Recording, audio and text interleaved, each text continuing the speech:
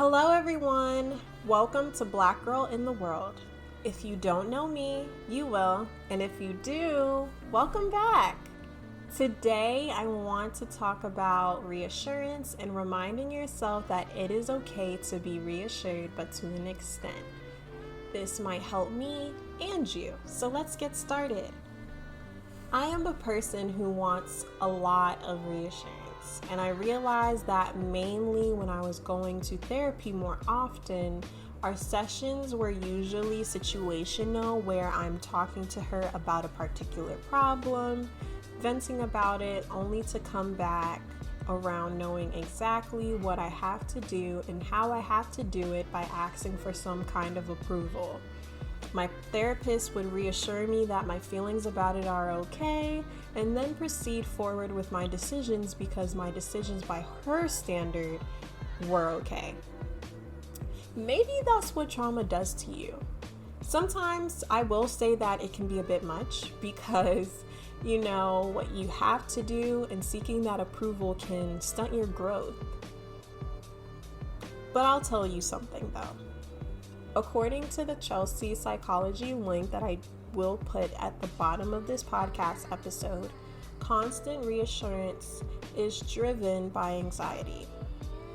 Now, we all ask for people's opinion every now and then, and nothing is wrong with consulting someone you value and make decisions from that. But if not regulated, it can be too much. This cycle of constant reassurance continues when we feel anxious, get reassured, the anxiousness subsides, and then it's a cycle again where we get anxious again and ask for validation. Seeking reassurance like it is a drug. Constantly feeling uneasy about the actions and decisions we make and not being able to be okay with the fact that we might not get the best outcome out of this.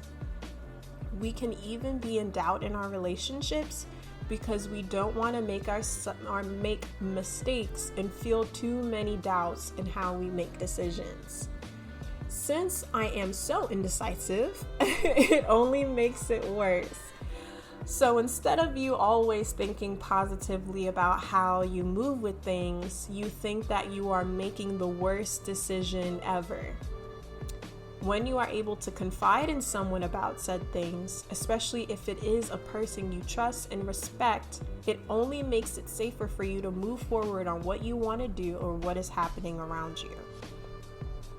It hurts because if you are already a person who doesn't want to be a burden by needing constant validation, you don't want to talk about anything to gain that reassurance and you result into handling it for yourself, but without techniques, all you have are your thoughts, and that is not good. But I was taught something recently. I was taught that these emotions of feeling uneasy, of feeling that doubt, is what happens in life. You won't always know where you're going and what the outcome will be, but it is very helpful to understand that you still have the ability to express who you are in this world.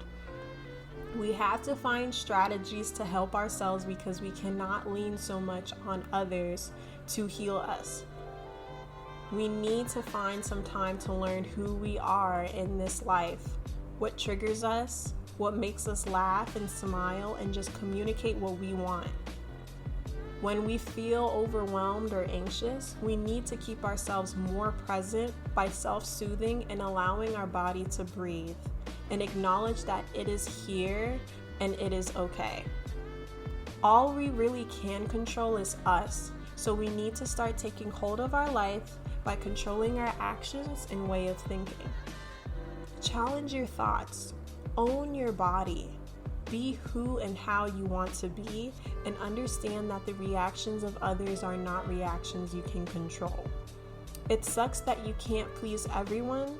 It sucks to know that you can disappoint someone and they just may not forgive you, but you have to trust that you are doing things honestly and with good intentions. Sometimes that can look like doing things that people may not like. You also have to be okay with people not wanting to feed into you being constantly reassured. It starts with you. In conclusion, I will say that community is very important. I say that because we all help each other in some form of way, whether we ask for it or not. Some of us cannot mask the pain any longer, and honestly, we really shouldn't. As we get older, the load is heavier and less people are around, so we have to hold each other tight and continue these strong bonds. People are here to help in the best ways they can, and it is amazing that we are able to lean on each other in times when it is just too much. I honestly don't expect people to not lean on each other. We need a village, and to make the load a lot less for ourselves.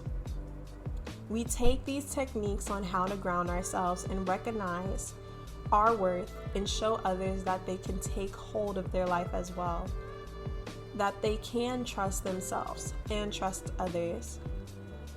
Thank you so much for taking the time to listen. I placed the link at the bottom that further explains these techniques. Share, subscribe, and comment. Check out the other episodes if you haven't already. This is my time, y'all. Bye.